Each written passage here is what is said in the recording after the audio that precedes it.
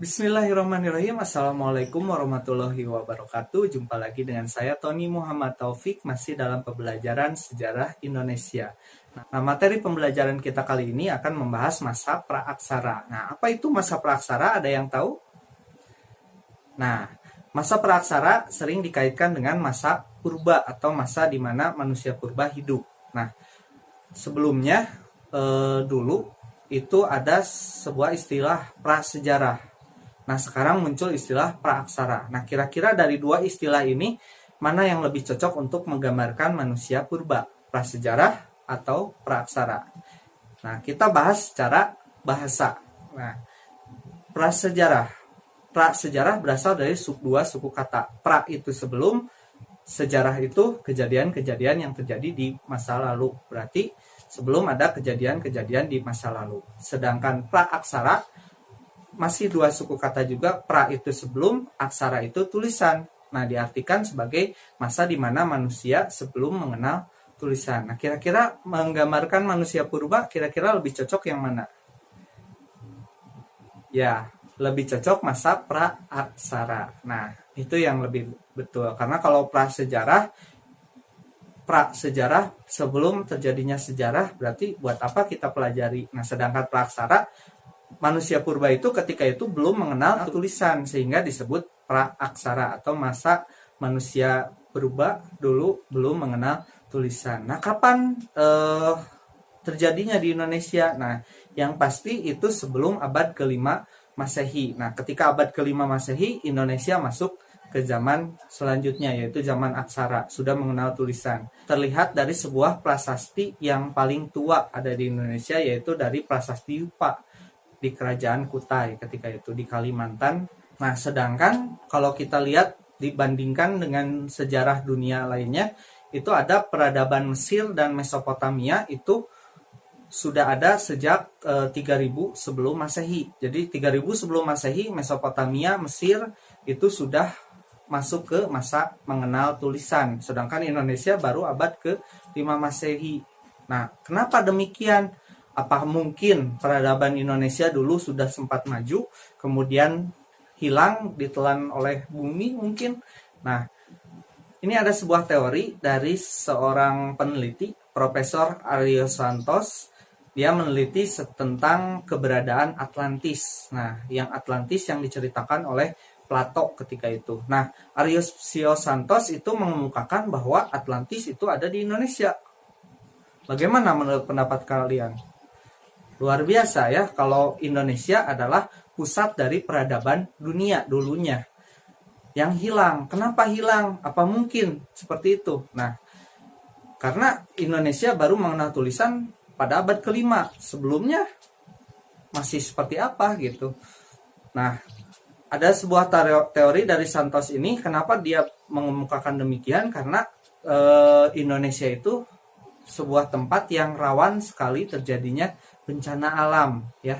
Ada di dalam ring of fire atau cincin api dari dunia, atau gugusan-gugusan gunung Merapi. Kemudian belum lagi ada lempeng-lempeng bumi. Ada 4 lempeng yang mengapit Indonesia. Nah, tentu saja ini baru sebuah teori dari Profesor Ariyo Santos bahwa Indonesia adalah dulunya pusat peradaban dunia. Nah, ini butuh pembuktian lebih lanjut. Nah, kenapa saya membahas ini? Supaya kita lebih semangat lagi untuk mempelajari sejarah tentang bangsa kita sendiri. Nah, kemudian di video pernah saya bahas bahwa sejarah itu merupakan hasil dari catatan-catatan dari masa lalu. Sedangkan manusia purba ini belum mengenal tulisan. Bagaimana cara untuk meneliti kejadian-kejadian masa lalu? Nah, maka muncullah sebuah ilmu. Ada ilmu namanya ilmu arkeologi. Apa itu arkeologi? Ilmu untuk menggali bukti-bukti sejarah dari jejak fisiknya, dari fosil-fosilnya, dari artefak, dan sebagainya. Nah, kemudian muncul pertanyaan baru. Buat apa sih kita mempelajari kejadian pada masa praaksara? Supaya kita muncul sebuah kesadaran tentang asal-usul kita. Asal-usul kita. Bayangkan kalau memang benar Indonesia itu Atlantis, seperti menurut Profesor Ariyo Santos, itu sangat luar biasa. Nah, karena kalau kita lihat filosofi pohon, semakin dalam akarnya menghujam ke dalam tanah, maka pohon tersebut akan semakin kuat. Nah, semakin kita tahu tentang asal-usul diri kita, semakin dalam, akan semakin kuat kita dalam menghadapi tantangan atau ancaman dari luar. Seperti itu.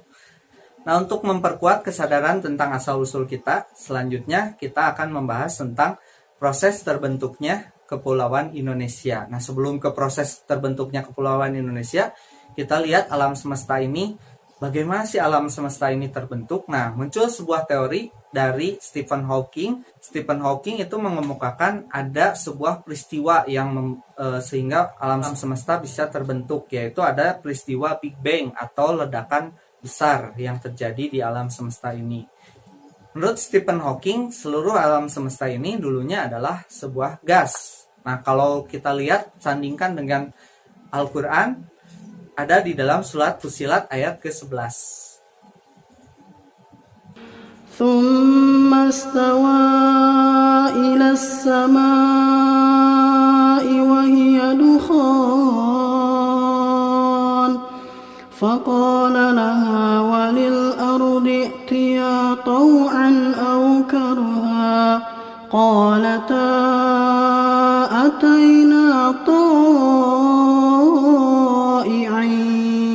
Nah, kemudian gas itu terjadi ledakan yang sangat besar, menyebar, kemudian membentuklah planet-planet. Nah, ini bisa kita kaitkan dengan Al-Quran juga, surat Al-Anbiya ayat ke-30. أَوَلَمْ يَرَ الَّذِينَ كَفَرُوا أَنَّ السَّمَاوَاتِ وَالْأَرْضَ كَانَتَا رَتْقًا فَفَتَقْنَاهُمَا وَجَعَلْنَا مِنَ الْمَاءِ كُلَّ شَيْءٍ حَيٍّ أَفَلَا يُؤْمِنُونَ. Nah, itu ada keterkaitan antara teori sains dengan Al-Quran. Nah, selanjutnya kita bahas tentang keadaan alam dunia ini terbentuk melalui sebuah evolusi atau perubahan yang sangat lambat selama beberapa lama. Nah, bagaimana proses evolusinya? Ada beberapa babak dalam proses evolusi bumi. Yang pertama adalah masa Azoikum. Apa itu Azoikum? Azoikum itu berasal dari dua suku kata, yaitu A dan Zon. A itu tidak ada, Zon itu adalah hewan. Maka diartikan di sini adalah sebelum adanya kehidupan di bumi ya ketika itu. Kenapa demikian? Kita lihat kondisinya seperti ini. Nah, suhu di bumi ketika itu masih sangat panas. Nah, ini terjadi pada 1 miliar tahun yang lalu. Nah, kemudian masa yang kedua adalah masa Paleozoikum. Nah, apa itu masa Paleozoikum atau masa disebut juga masa purba tua? Nah, di sini sudah mulai muncul kehidupan karena suhu di bumi itu sudah menurun dan mulai muncul tanda-tanda kehidupan seperti pepohonan atau flora dan fauna, hewan-hewan. Nah, di sini sudah muncul makhluk-makhluk sederhana, yaitu makhluk sel 1, kemudian berkembang lagi sampai akhirnya muncul reptil-reptil sederhana. Nah, keadaannya ketika itu juga masih belum stabil, tapi sudah muncul tanda-tanda kehidupan. Kemudian masa selanjutnya adalah masa Mesozoikum atau zaman purba tengah ya, zaman purba tengah. Nah, di sini bumi ketika itu dikuasai oleh reptil-reptil raksasa seperti ini. Nah, seperti itu. Kemudian di situ juga sudah mulai muncul mamalia, hewan-hewan amfibi, kemudian ada juga burung ketika itu. Masa dari Mesozoikum ini terjadi pada 1400 tahun yang lalu. Kemudian yang selanjutnya, masa selanjutnya adalah masa Neozoikum atau zaman purba baru. Nah, terjadi pada 60 juta tahun yang lalu. Nah, terbagi menjadi dua masa, yaitu masa tersier dengan masa kuarter. Nah, masa tersier ini masa di mana bumi ketika itu masih terjadi pergeseran, adanya gesekan lempeng-lempeng bumi, pembentukan lipatan-lipatan, terjadilah di situ gunung-gunung atau disebut juga terjadi peristiwa endogen ya. Kemudian masa selanjutnya adalah masa kuarter. Nah, masa kuarter ini mulai muncul makhluk-makhluk cerdas atau makhluk homo atau makhluk yang menyerupai dengan manusia modern saat ini. Nah, itu terjadi pada masa kuarter ini terjadi pada 600.000 tahun yang lalu sampai 20.000 tahun yang lalu. Nah, selanjutnya yang akan kita bahas lebih fokus pada terbentuknya kepulauan di Indonesia. Nah, kita bisa memperhatikan bagaimana kepulauan Indonesia terbentuk.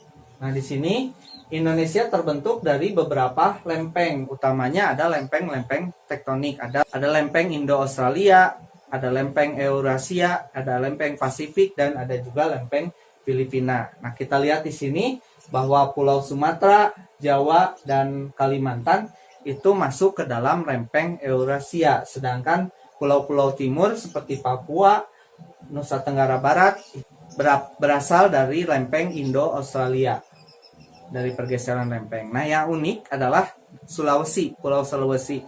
Nah, Pulau Sulawesi ini terbentuk dari penggabungan antara lempeng-lempeng yang ada di sekitarnya. Ada lempeng Indo-Australia, ada lempeng Eurasia, ada juga lempeng Filipina, dan lempeng Pasifik. Nah, seperti itu. Nah, dari mengamati proses terbentuknya kepulauan Indonesia ini, kita bisa lihat bahwa Indonesia itu terdiri dari beberapa percampuran, sehingga Indonesia menjadi sebuah tempat yang sangat kaya. Ya, kita lihat di Jawa tadi, Sumatera, dan Kalimantan itu flora dan faunanya menyerupai flora dan fauna yang ada di benua Asia.